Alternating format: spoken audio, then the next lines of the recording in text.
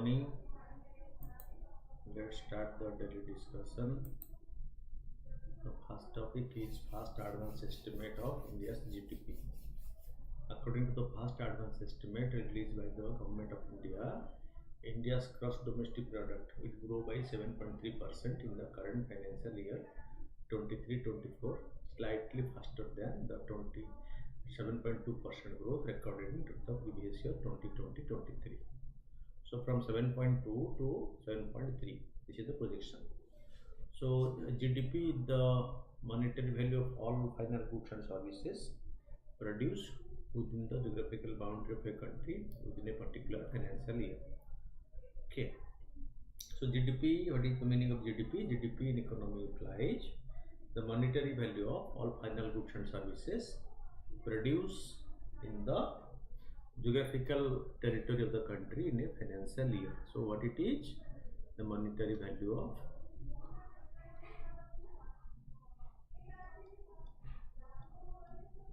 all final goods and services produced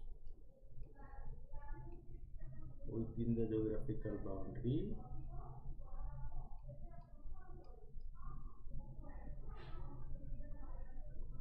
of the country within a financial year without deduction of depreciation. Okay, the first advance estimate presented at the end of the first week of January every year, and are only the first estimate of the growth of that financial year. By the end of the February, the Ministry of Statistics and Programming Implementation will release the second advance estimate, and by the end of May, a provisional estimate will be released by the Ministry of Social Justice, Ministry of Statistics and Program Implementation, Government of India. They will release it.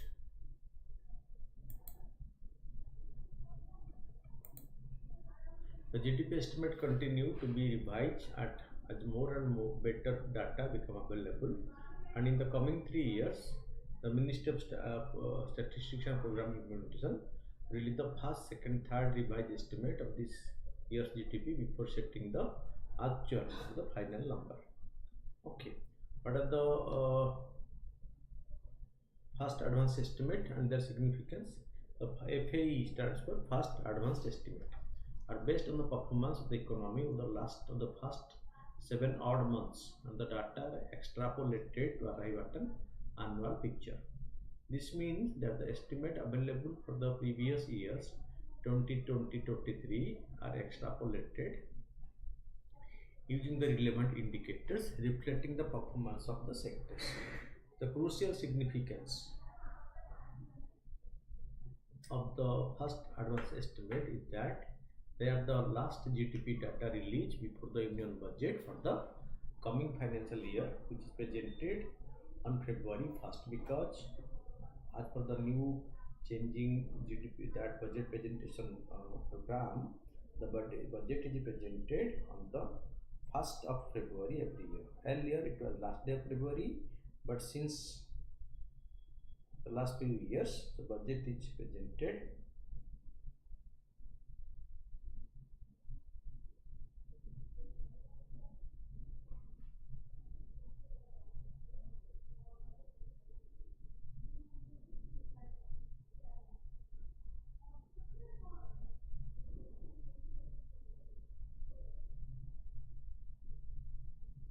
okay.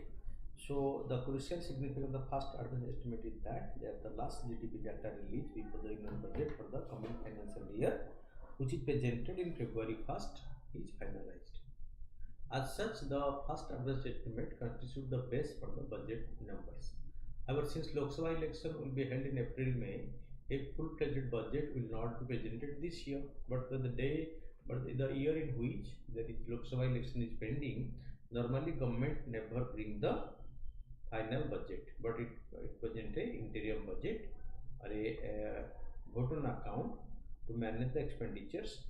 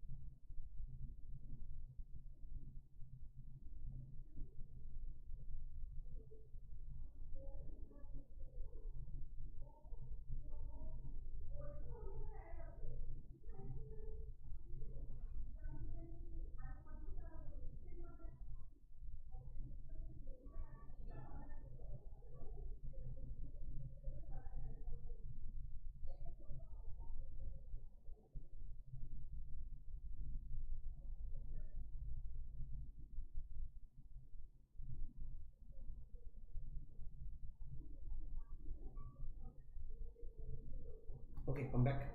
As such, the past advance estimate constitute the base for the budget numbers. However, since Lok Sabha elections are due, this year will not see a final budget. So the budget will be generated after the new government came to power after the election. This year's past advance estimate draws some additional significance from the fact that they provide a vast complete picture of economic growth in the 10 years of the present government. Okay, what does the past advance estimate show? The chart shows that India's real GDP, after excluding the effects of inflation, both in absolute term, in rupees lakh crore, and in terms of growth. Okay, this is what is being shown over here. By the end of March 2024, India's GDP is expected to rise almost 1.172 lakh crore as compared to 98 lakh crore in 2014 and 140 lakh crore in 2019. It has grown to 172 lakh crore. On an annual basis, the 7.3% growth rate estimates for 23-24 presents a substantial and pleasant upsides surprise. During 2013-15 to 2018-19, the Indian economy grew at a compounded annual growth rate of 7.4%, and during 2019-22, 2023-24, it was just 4.1%. The big reason for this is that the economy grew by less than 4% in 2019-20 before the COVID-19 pandemic, and then contracted by 5.6% in 2021-22 after the COVID struck. How India's GDP growth is calculated? India's GDP is calculated by adding of all kinds of spending in the country economy, that demand side of the economy. As such, there are four main engines of the GDP growth: spending by people in their individual capacity, private final consumption expenditure. It accounts for almost 60% of the India's GDP. Spending towards investment in boosting the productive capacity of the economy, gross fixed capital formation. It accounts for 30% of the GDP. Spending by government to meet daily expenditures such as salary, government final consumption expenditure, etc. It is the smallest engine, accounting for around 10% of the GDP. Net export, since India typically import more than it export, this engine drags down GDP calculations and show up with a minus sign. What is the contributing dragging in India's current GDP growth? The PFCF in the current year, the overall demand by the people is expected to grow by 4.4%. Is similar to the compound annual growth rate CAGR 4.5% in the second term of the present government, but it substantially lower than the growth rate in the first term, that is called 7.1%. Muted private consumption is made worse by growing inequality. Consumption among the urban rich has grown quite fast, while rural India has not yet covered enough. While people should not consume more than their income, the muted performance of the biggest engine of growth is a matter of concern. The gross GFCF investment has grown by 9.3% in the current financial year, thus helping to push up the combined annual growth rate in the second term to 5.6%, close to the combined annual growth rate in the first term 7.3%. That means it is growing. Okay. However, there is two lingering concerns. One, a large part of the investment spending is still coming from the government, and two, private consumption is still muted.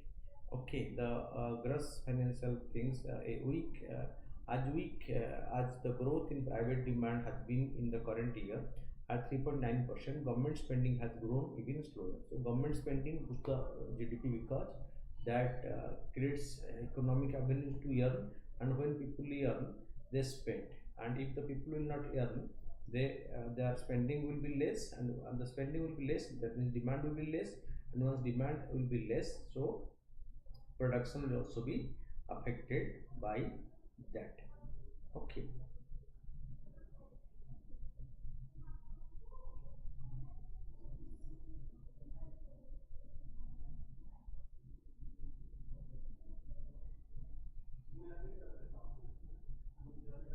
Then net export, when data for any particular year shows up with a negative sign, it suggests India are importing more than we are exporting.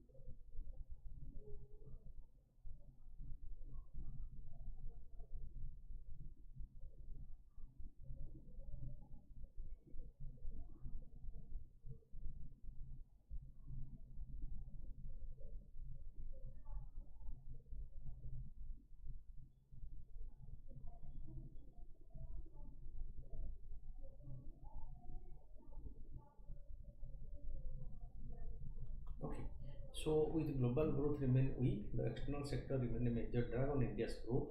Net export contributing negatively to the real GDP growth at -3%. So export has started falling. This is the concern. The second topic is the child marriage in India. 1 in 5 girl and 1 in 6 boy are still getting married below the legal age of marriage in India. This has been highlighted by a new study published in the Lancet Global Health on December 15, 2023. Child marriage in India. In India, child marriage reduced from 47.4% in 2005-6 to 26.8% in 2015. In the last 5 years, it declined by 3.5% point to reach 23.3% in 2021 according to latest National Family Health Survey data. This is a growing trend for decline in the overall prevalence of child marriage, but 23.3% is still a disturbing high percentage in a country with a population of 141.2 crore. 8 states have higher prevalence of child marriage than the national average. They include West Bengal, Bihar, Tripura top the list with more than 40% of women aged 20 to 24 married below 18 according to the National Family Health Survey data. Some states have shown a reduction in child marriage like Madhya Pradesh from 23.1% in 2021 to 32.4% in 2015-16. Rajasthan there is a decline from 35.4% to 25.4%, and Haryana also. That means so state like Madhya Pradesh, Rajasthan and Haryana, so there is a decline in the rate. The global scenario, according to the data from UNICEF, okay, United Nations International Children Emergency Fund, the total number of girls married in childhood stands at 12 million per year. In 2030, UN Sustainable Development Goal aim to eliminate all harmful practice such as child early and forced marriage and female genital mutilation under the goal 5 of the United Nations Sustainable Development Goal SDG goal.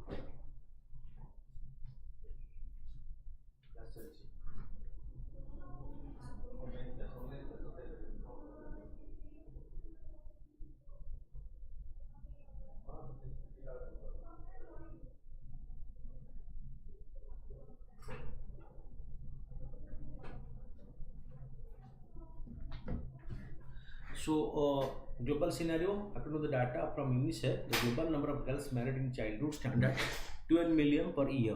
In 2030, the UN Sustainable Goal aims to eliminate all harmful practices such as child early and forced marriage and female genital mutilation under the goal 5 of the SDG, the Sustainable Development Goal set by the United Nations.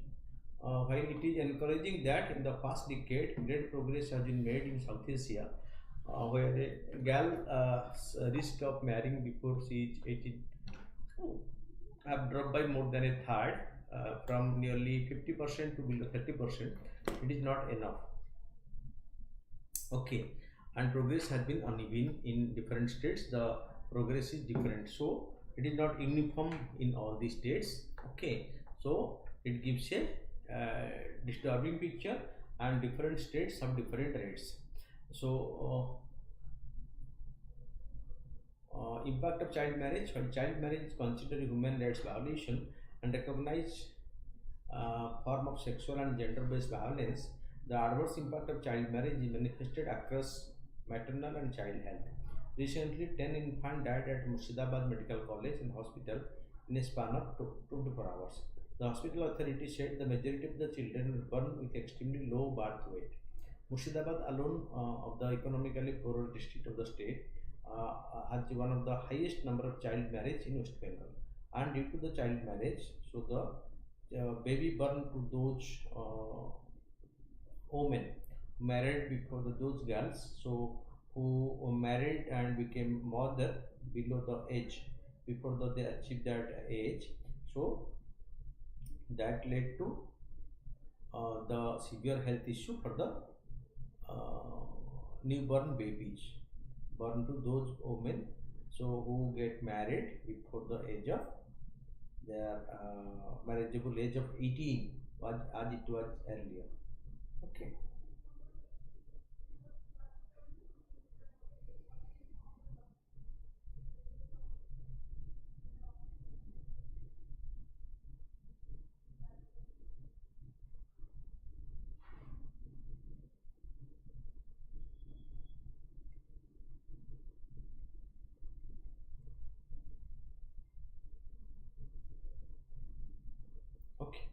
So this is the situation. This is one example of such.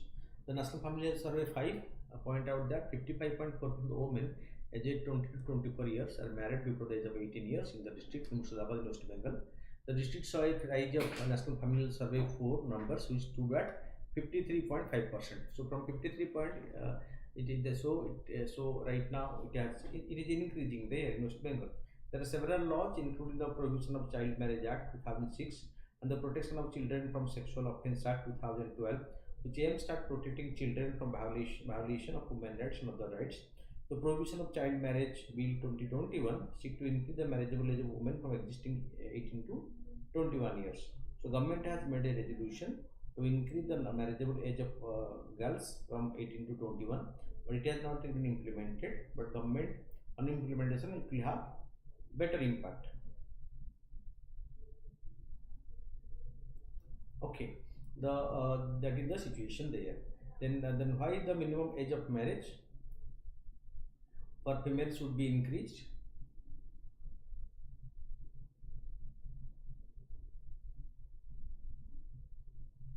Okay, lack of access to education and employment. Women face inequality when it comes to access to education and employment as a consequence of their early marriage. It is often the case that women are denied access to education and an economic means of livelihood after entering into institutions of marriage at an early age. Neither they get a scope for education nor they have their own economic means of livelihood. Okay, increasing the minimum age of marriage will lead to more women pursuing higher education and opt for employment. That will give them more power or more empower them in a better way. Impact of early marriage on health of women and children. An early age marriage and consequent early pregnancy have a substantial impact on the nutritional level of the mother and their children, along with their overall health and mental well-being. Underage mothers are at risk, higher risk of reproductive health challenges, malnutrition, post-born hemorrhages, and susceptibility to sexual transmitted diseases. So, government has a number of schemes like the Sukanya Samriddhi Yojana. The Sukanya Samriddhi Yojana was launched in 2015 in order to promote the welfare of the girl child. Here, the parents are encouraged to save some amount, and government contributes substantial amount to their accounts, and that amount is for the future of the girl can to be used for its education or marriage when she attains the age of 18. That is Sukanya Samriddhi Yojana. It encourages parents to invest and build fund for the future study and marriage expenses of the girl child. In the Balika Samriddhi Yojana is another central government scheme to support girls in financially vulnerable section of society. This scheme ensures the enrollment and retention of girl child in primary and secondary schools. It aims at the prosperity of the girl child and provide them with a better quality education. Beti Bachao Beti Padhao is another scheme. Among all the other girls child welfare schemes, the Beti Bachao Beti Padhao is the most popular. This scheme celebrates girl children, literally translating to save the girl child, educate the girl child. It believes in women empowerment and creating an inclusive ecosystem for the same. This scheme is to promote girls' children's safety before and after they are born. Key highlights of the report. There remains an urgent need for strengthened national and state level policy to eliminate child marriage by 2030, say the researchers. Researchers have noted that substantial variation exists in the prevalence of girl and boy child marriage across the states and union territories during the study periods. Okay. So, research have noted that substantial variation exists in the prevalence of girl and boy child marriage across the states and union territory during the study period. So, because the number is comparatively reduced, they normally when they continue their study,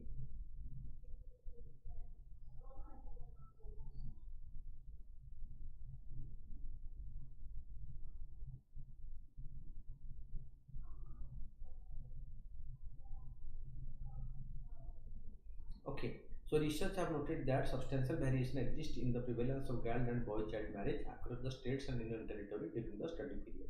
All states except Manipur experienced a decline in the prevalence of girl child marriage between 1993 and 2021.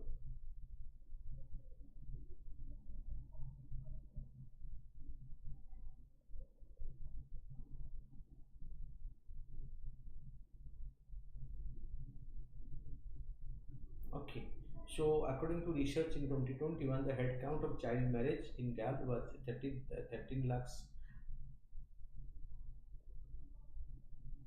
So one three four, so 1 crore 34 lakh 64,450 and 1 crore 54,000 89 51 crore 1 lakh 45,000 for 1 lakh 45,000 like 14 lakhs 54,894 in boys. Okay, it is 13 lakhs. It is here. It is means less at only 13 lakhs. Okay, so state from the states: Bihar 16.7%, West Bengal 15.2%.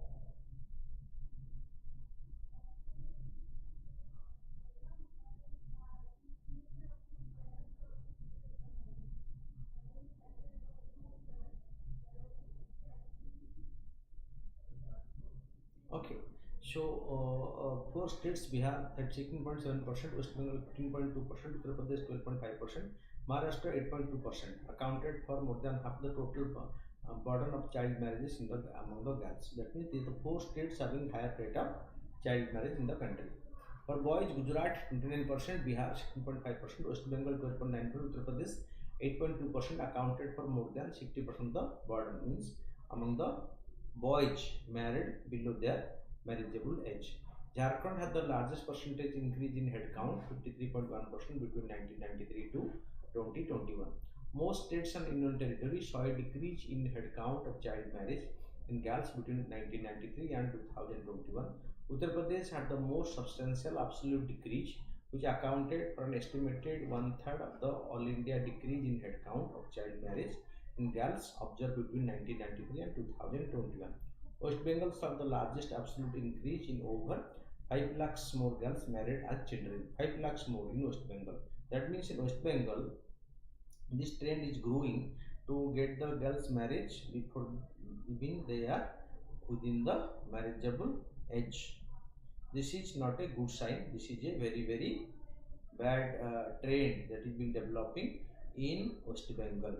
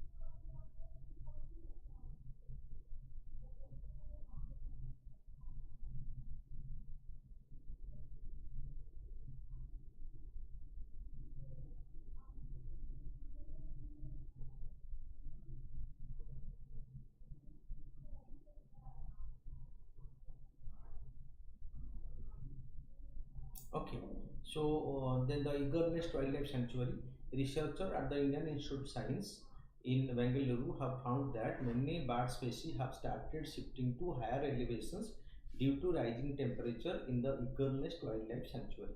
About the Eagle Nest Wildlife Sanctuary, it is a protected area of India in the Himalaya foothills of the western Kemang district of Arunachal Pradesh. It conjoins the Sesa Orchid Sanctuary to the northeast and the Pakui Tiger Reserve across the Kangami River in the east.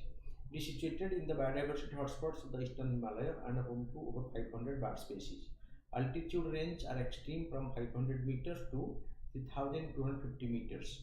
It is also a matter of Cayman Elephant Reserve, notable as a prime breeding site due to the extraordinary variety, number, and accessibility of the species. It derived its name from the Red Eagle Division of the Indian Army, which was posted in the area in the 1950s. Flora: the temperate cloud forest is intermixed with dense bamboo patches and broad-leaved evergreen forest across a wide altitude range, with coniferous and rhododendrons at the highest elevation. Fauna: capped langur, Bengal tiger, Asian elephant, red bandaj, Asiatic black deer, Arunachal macaws, and gaur are the famous species here. The Bobilivina, despite the long-standing fame of the Bobilivina, the livelihoods of the craftsmen face challenge due to lack of demand for the public and required patronage from the government. The traditional Saraswati Veena from the Bobili is famed for its fine tune and distinctive notes.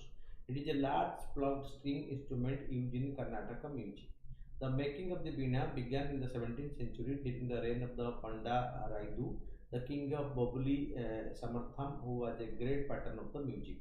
These veena are painstakingly crafted from the jack straw tree log in the Gopali, a town in the Boboli, Andhra Pradesh.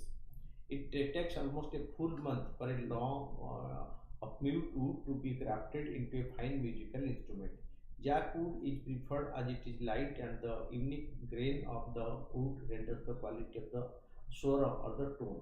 A single piece of wood is used to create the instrument, giving the name Ekanadi Veena.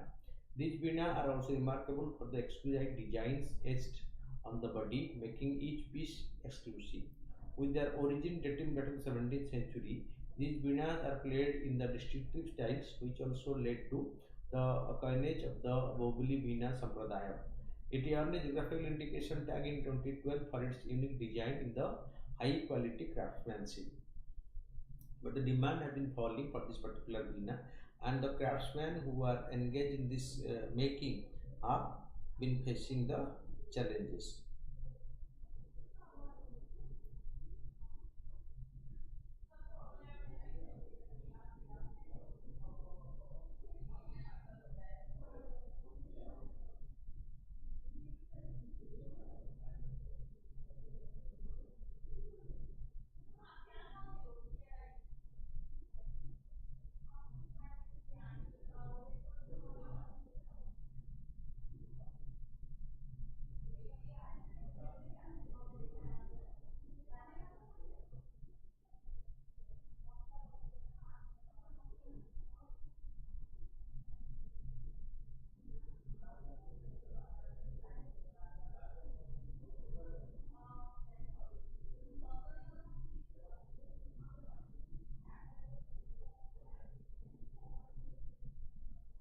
Okay, so RBI norm for politically exposed persons. So the Reserve Bank of India recently updated Know Your Customers norms for politically exposed persons or PEP who transact with regulated entities seeking to comply with the recommendation of the Financial Action Task Force, the international agency which looks after money laundering and terror funding activity. The new RBI norms for politically exposed persons who are the PPs in the amendment KYC master direction.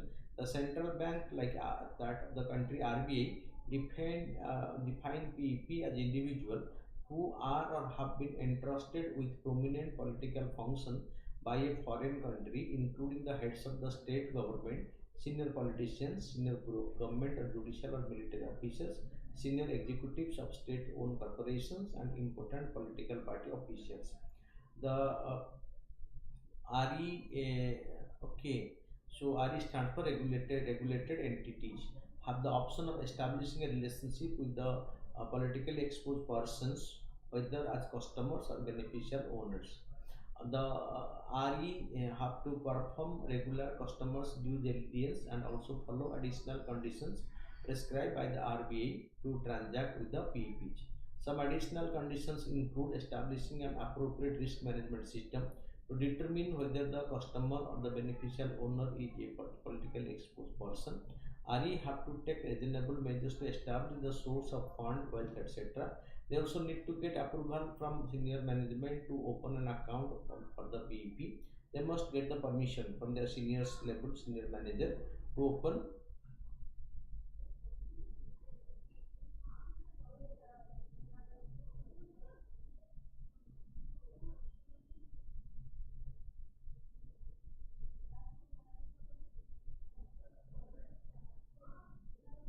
Okay.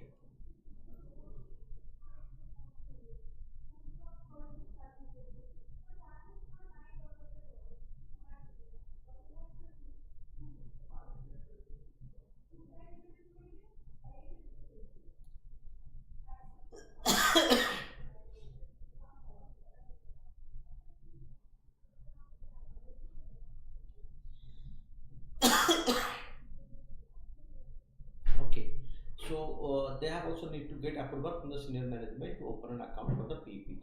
Key fact about the Financial Action Task Force: FATF is an intergovernmental policy making and standard setting body dedicated to combating money laundering and terrorist financing.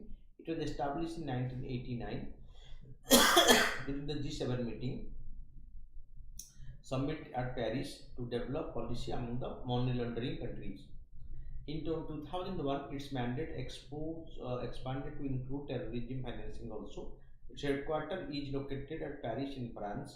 FATF member includes 39 countries including United States, India, China, Saudi Arabia, Britain, Germany, France and European Union as such. India became member of FATF in 2010. What are FATF grey list and blacklist? FATF has two types of list. It brand the country in the blacklist or the grey list. Blacklist country known as the non-cooperative country or territory are put on the blacklist. These countries support terror funding and money laundering openly. Grey list countries that are considered a safe haven for supporting terror funding and money laundering are put in the FATF grey list. This inclusion serves as a warning to the country that it may enter to the blacklist. So once they are put in the grey list, if they don't take necessary correctional measures, so they may be they have the risk of again being put in the grey list. Three countries, North Korea, Iran and Myanmar, are currently on the blacklist. Consequent of being an FATF blacklist, no financial aid is given to them by the International Monetary Fund, the World Bank, the Asian Development Bank and the European Union Bank. They also face a number of international economic and financial restrictions and sanctions. And the country in the grey list, so which Pakistan was earlier in the past, so it put them in trouble, so of the risk of in future being branded as the blacklisted country. And so once they're blacklisted, so they face a lot of hassles in that.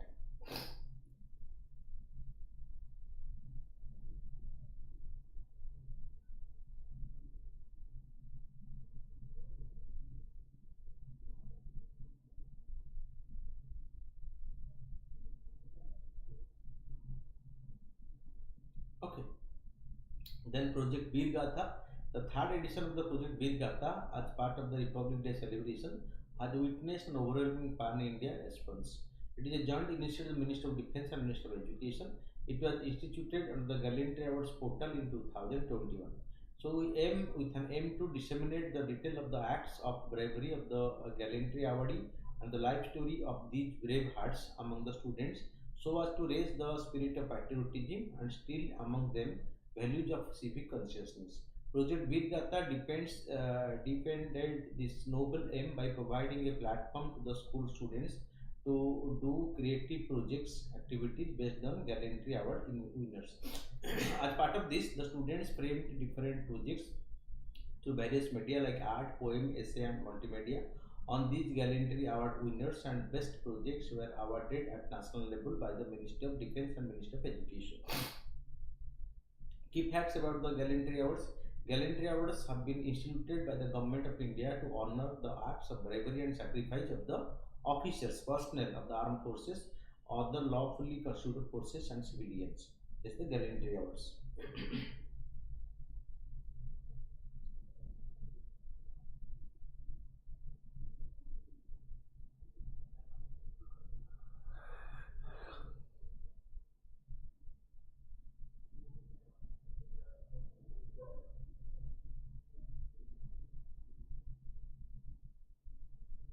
Okay, so these are announced twice a year, first on the Occasion of the Republic Day and then on the occasion of the Independence Day.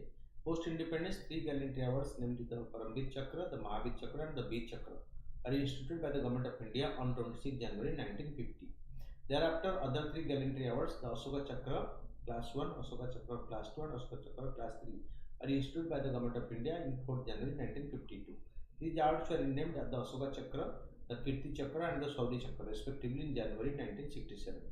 Order of precedence of these awards in the Paramveer Chakra, the Ashoka Chakra, the Mahavir Chakra, the Kirti Chakra, the Veer Chakra, and the Shaurya Chakra. The Paramveer Chakra is given during the war time, and Ashoka Chakra is given in the peace time for the highest gallantry shown at the war or peace time, respectively. The Sohari painting. Remote Bengal village began their new year with the workshop on ancient indigenous art of the Sohrai paintings. It is an indigenous mural art form. It is also interesting to note that the word Sohrai comes from Soro, translating into to drive with a stick. This art form dates back to the Meso-Chalcolithic period, 9000 to 5000 BC. The Isko rock shelters excavated in the Bakragaon Hazaribagh area also had cut rock paintings that are exactly similar to the traditional Sohrai paintings. Theme is usually based on natural elements of the universe. This includes forest, river, animal, among others. These ancient paintings are made by tribal Adivasi women with the use of natural substances like charcoal, clay, or soil. The very primitive form of Sohrai art was in the form of cave paintings. It is practiced by indigenous communities, particularly in the states of Jharkhand, Bihar, Odisha, and West Bengal. The region of Hazaribagh in Jharkhand that has received the GI tag for this art form. It is the art of women of the Kurmi, Santala, Munda, Orang, Anjedia, the Gatwal tribes. Sohari paintings are distinctive for their vibrant colors, intricate pattern, and symbolic motifs. There is a Sohari festival held every year, marking the harvesting season and the arrival of winters among the tribal communities in the locality.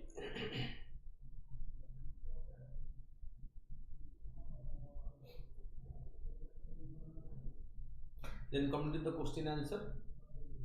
Globalization will make your society prosperous but also vulnerable. In this context, critically analyze the impact of globalization on the vulnerable sections in India. Globalization is the term for the increasing interdependence of the population, economies, and culture around the world. Globalization has impacted every aspect of life. Some of its impact can be seen on the vulnerable sections of society. Positive impact of globalization on vulnerable sections: increased employment opportunities. Globalization has led to the growth of the manufacturing and service sector, creating employment opportunity for many low-skilled workers. This has benefited vulnerable sections of society such as women and rural communities. Access to education and healthcare. Globalization has improved access to education and healthcare for vulnerable sections of society. The growth of the knowledge economy has led to the expansion of education and healthcare service in urban and rural areas. Reduction in poverty. The growth of the Indian economy driven by globalization has led to a reduction in poverty level in the country. This has benefited vulnerable sections of society such as low income group who have been lifted out of poverty by the economic growth. Access to technology. Globalization has brought about a technological revolution in India which has benefited vulnerable sections of society by providing access to new technologies such as mobile phones and the internet. This has enabled them to access information, connect with others, and engage in economic activity. Okay, so globalization has done this benefit. Then empowerment of women. Globalization has contributed to the empowerment of women in India by creating opportunity for education and employment. Women have become more visible in the workforce and have been able to challenge traditional gender roles and norms. Negative impact of globalization on vulnerable sections. Increase inequality. Globalization has led to an increase in inequality in India. The benefit of economic growth have been concentrated in the hands of few, leading to widening income and wealth disparities. Exploitation of labor. Okay, the growth of manufacturing. The growth of manufacturing and service sector has created new employment opportunity, but it has also led to the exploitation of the labor. Many workers in these sectors are employed under poor working conditions and receive low wages. Environmental degradation. The rapid industrialization and urbanization brought about by globalization have led to severe environmental degradation in India. This has disproportionately affected vulnerable sections of society, such as the poor and marginalized community, who are more likely to live in area with poor environmental condition. Isolation of the elderly. Elderly population suffer from isolation, powerlessness, and depression because of nuclear family, which is the result of globalization.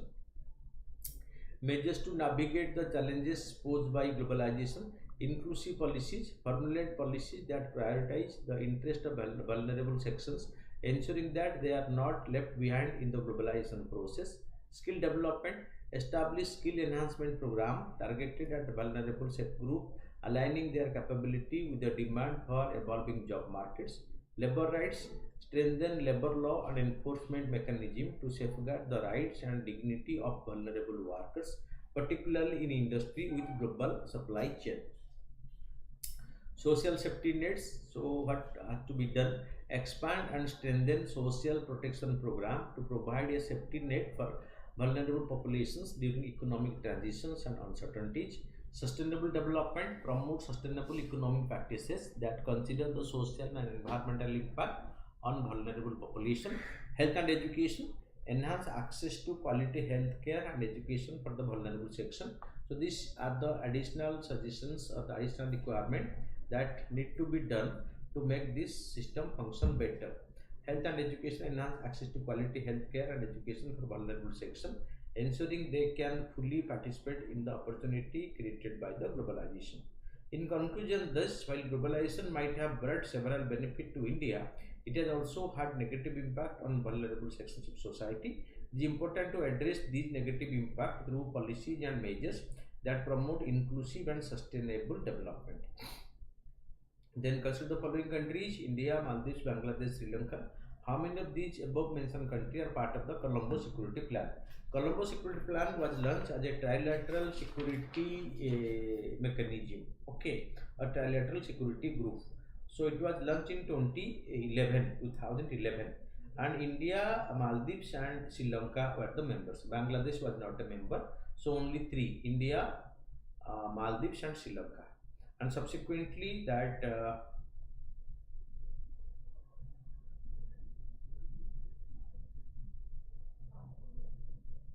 Mauritius joined it subsequently. In India, the term good manufacturing practice is used in the context of pharmaceutical industry. So answer is B. Identify the incorrect statement in the context of Aditya 1 L1. Aditya L1 has been placed in the hollow orbit around the Raglan point. That is right. It will study coronal heating and solar wind acceleration, right? Its hollow orbit is almost perpendicular to the line joining the Earth and the Sun. That is also right. Launched by the GSLV, no, by the PSLV. So D is incorrect. Rest are correct. Incorrect is D. Experiment will employ a pair of satellites flying together, maintaining a fixed configuration as a large rigid structure in space to prove information flying technology. It is related with the context of which of the following space mission. This will be in the space mission Probe 3 mission. We'll do this. Which of the following are zoonotic diseases? The Nipah virus, Ebola, rabies, and anthrax, bovine tuberculosis. All five are uh, diseases that spread from animal to human being. That is called as zoonotics. So all the 5. Which of the following are procedure for a product from Odisha that have bagged the geographic indication tag recently? The Kapada Sal,